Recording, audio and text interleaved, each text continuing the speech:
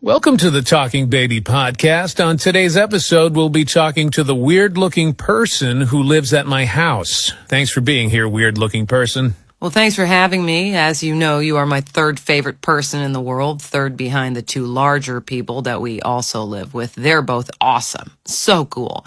You're fine, and right now those two larger people are both busy and not paying attention to me at all, so happy to chat with you. So to kick things off, I want to ask you a question, and I apologize in advance if it's naive or ignorant. Look, I'm a baby. I don't really know stuff yet, so just keep that in mind. So my question is this. What are you? Like, you clearly seem to be a very different kind of person than I am. Am I right? Because people look different from each other, like different sizes, skin tones, the hair. But you, I have no idea what's going on. Does this make any sense to you? Am I crazy? Oh, no, dude, you're 100% right. I've had that thought so many times.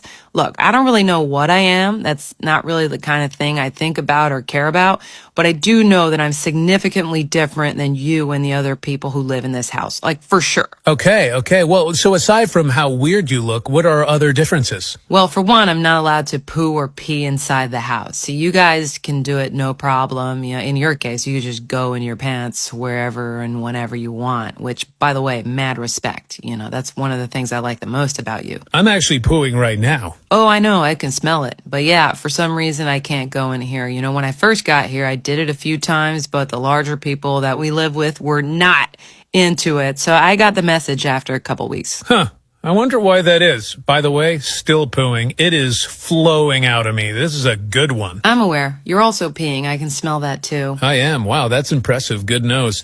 I'm going to ask you a last question before I start crying, because I don't love sitting in a pile of what feels like a hot brown cream of broccoli soup for too long.